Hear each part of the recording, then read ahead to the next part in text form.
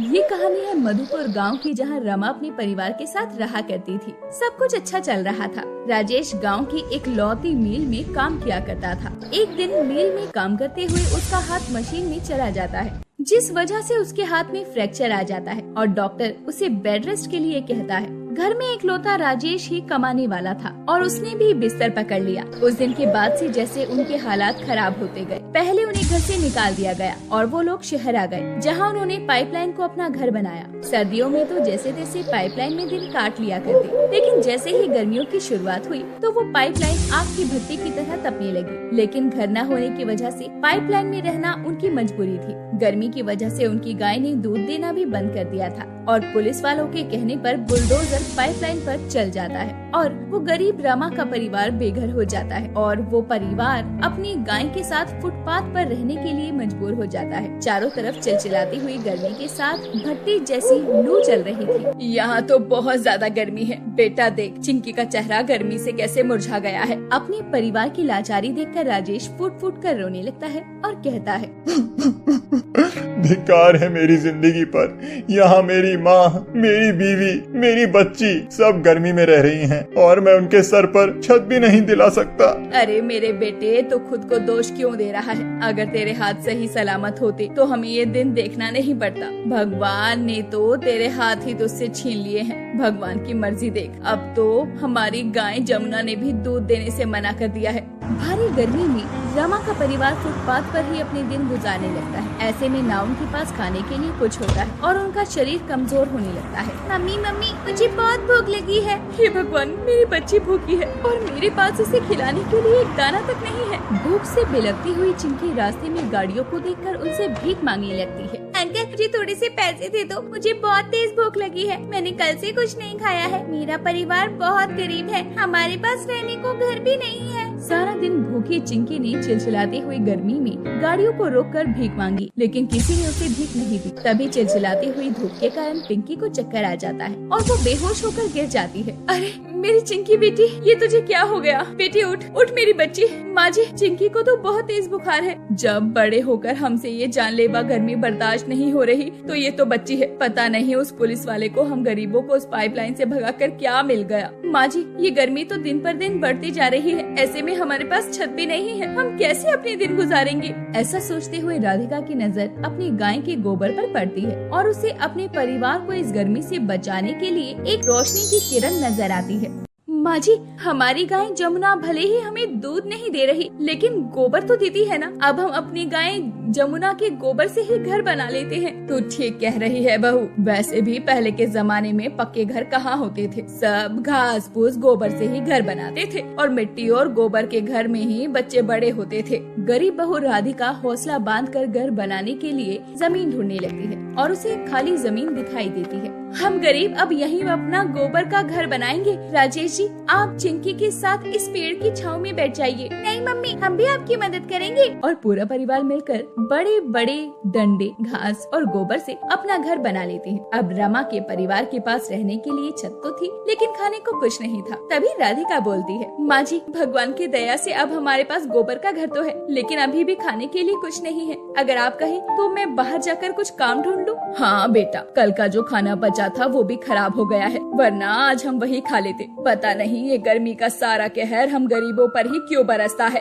तभी राधिका काम ढूंढने के लिए घर से निकल गई। उसे किसी के घर पर कोई काम नहीं मिलता, लेकिन उसे एक कबाड़ी की दुकान पर काम मिल जाता है। देखो, तुम्हें मेरी गैर मौजूदगी में इस पूरी दुकान पर नजर रखनी है और जितने भी कबाड़ी वाले आए उन सब से हिसाब लेकर इस कॉपी में लिखना है। तुम ये कर पाओगी? हाँ हाँ, मैं कर लूंगी। मैं थोड़ी बहुत पढ़ी लिखी हूँ। ठीक है, तो तुम कल से काम पर आ जाना।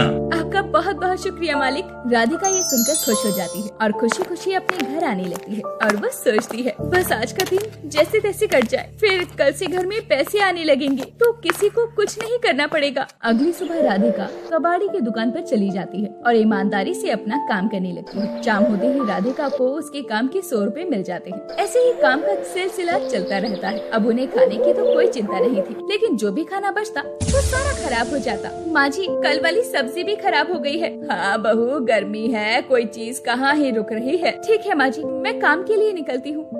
ऐसा कहकर घर से राधिका निकल जाती है। उस दिन कबाड़ी की दुकान पर एक कबाड़ी खराब फ्रिज लेकर आता है। उसे देखकर राधिका बोलती है, भैया ये फ्रिज है क्या? हाँ बहन जी, ये फ्रिज है, एक बड़े घर से लाया हूँ, वैसे ये पूरा खराब है। हालत से भी पूरा खराब है, राधिका मन में सोचती है। इसे अलग से निकाल कर रख लीजिए, दुकान पर दिखा कर देख लेती हूँ, अगर ये ठीक हो जाएगा तो हमारे घर की परेशानी दूर हो जाएगी। राधिका दुकान से फ्रिज अलग ही निकाल कर रख लेती है और वो उस फ्रिज को अपने घर ले आती है। ये क्या है बहू? ये फ्रिज है माँ जी, आज से पहले जो हमारा खाना खराब होता था अब नहीं होगा। लेकिन ये तो दिखने में, माँ जी मैं जानती हूँ ये दिखने में थोड़ा अजीब लग रहा है, लेकिन मेरे पास इसके ऐप छुपाने का भी तरीका है। तभी राधिका बाहर गई और मिट्टी और गोबर का घोल तैयार करके ले आई और उसे लाकर फ्रिज पर एक मिट्टी और गोबर का घोल लगा दिया, जिससे वो एकदम नए जैसा लगने लगा।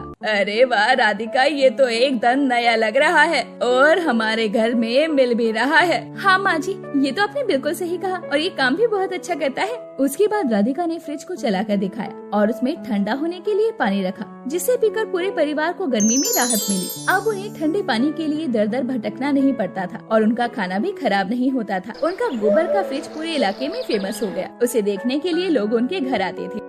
अगर आपको हमारी ये कहानी पसंद आई हो तो इस कहानी को लाइक करें और अपने दोस्तों से शेयर करें और हमारे चैनल को ऐसी ही कहानियाँ देखने के लिए सब्सक्राइब कर लें और इसी कहानी का पार्ट 2 देखने के लिए कमेंट करें पार्ट 2 लिखकर। ओहो हो, कितनी गर्मी हो रही है। ये टेबल फैन भी कितना मर मर कर चल रहा है। अगर घर में एसी लगी होती तो कितनी अच्छी नींद आती ठंडी ठंडी हवा में। तभी थोड़ी देर में पंखा चलते चलते जोर जोर से आवाज करके बंद हो जाता है और उस आवाज से गरीब निधि का परिवार उठकर बैठ जाता है।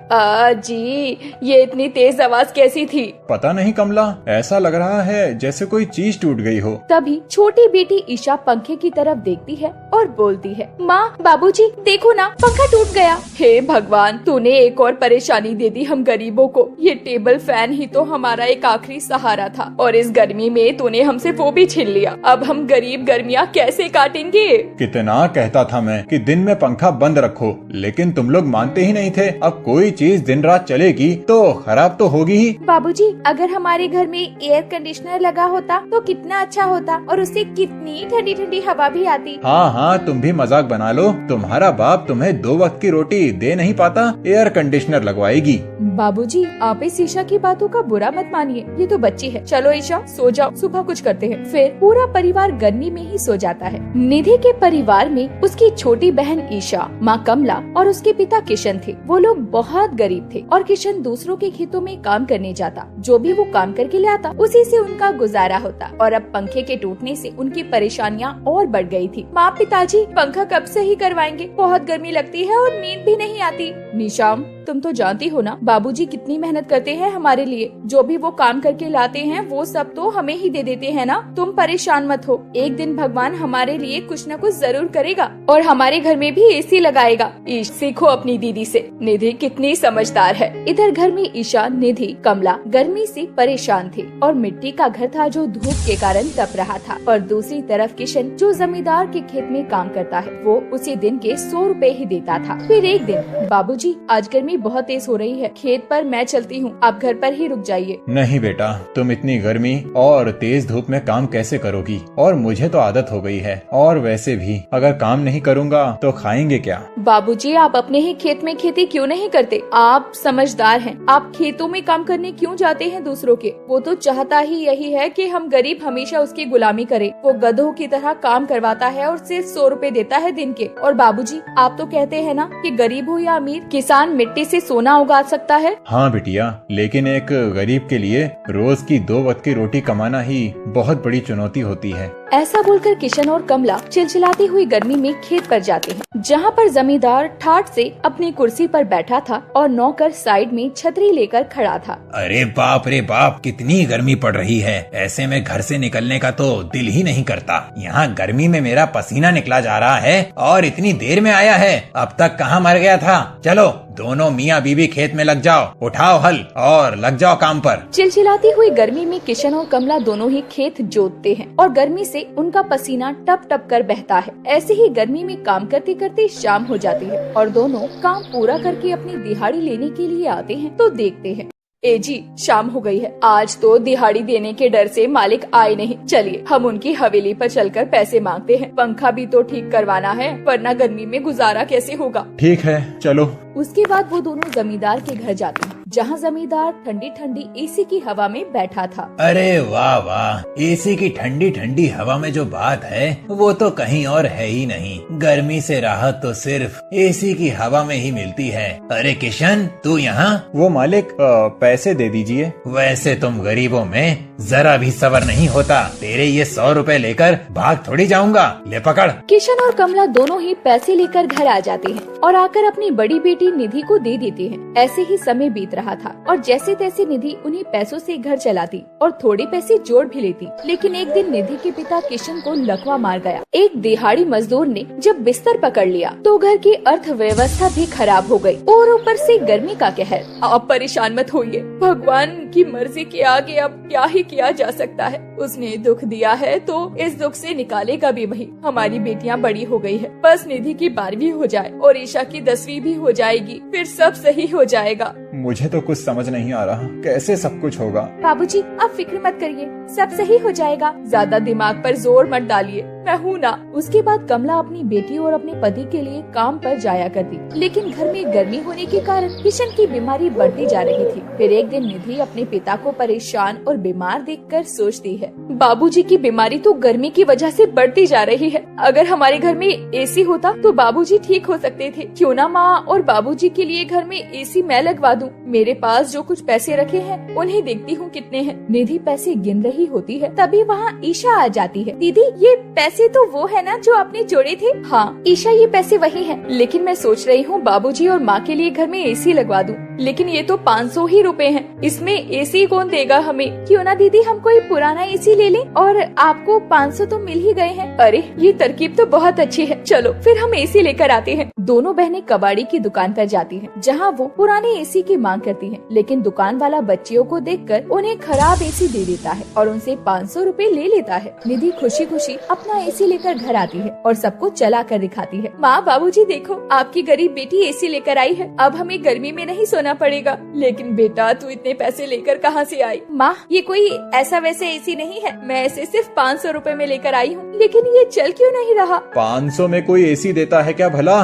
बस पैसा बर्बाद करके आई है। सब मुंह बनाकर सो जाते हैं और निधि भी एसी के पास बैठकर रोने लगती है और पूरी रात रोती है। रोते रोते कब निधि की आंख लग जाती है ये निधि को भी नहीं पता चलता। वो सो जाती है। जैसे ही वो उठकर देखती है तो एसी चलने लगता है और एसी की ठंडी ठंडी हवा लगते ही पूरा घर ठंडा हो जाता है और सबकी आंखें खुल जाती है। माँ, बाबूजी देखो, एसी चलने लगा, अब आएगा ना मजा, एसी की ठंडी ठंडी हवा लेंगे। देखो कमला, हमारी बेटी जो एसी लाई थी वो चलने लगा। लेकिन एसी तो बिजली से चलता है ना, ये कैसे चलने लगा? तभी अचानक एसी की आंख बन जाती है और मुंह बन जाता है और वो बोलने लगता है, मैं एक जादुई एसी हूँ, इतनी ठंडी ठंडी हवा खानी है ना, खाओ और मजे लो और किसी बात की कोई चिंता मत करो।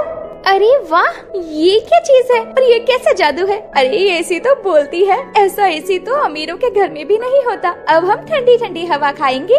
अगर आपको हमारी ये कहानी पसंद आई हो तो इस कहानी को लाइक करें और अपने दोस्तों से शेयर करें और हमारे चैनल को ऐसी ही कहानियाँ देखने के लिए सब्सक्राइब कर लें और इसी कहानी का पार्ट 2 देखने के लिए कमेंट करें पार्ट 2 लिखकर। Part 2 coming soon.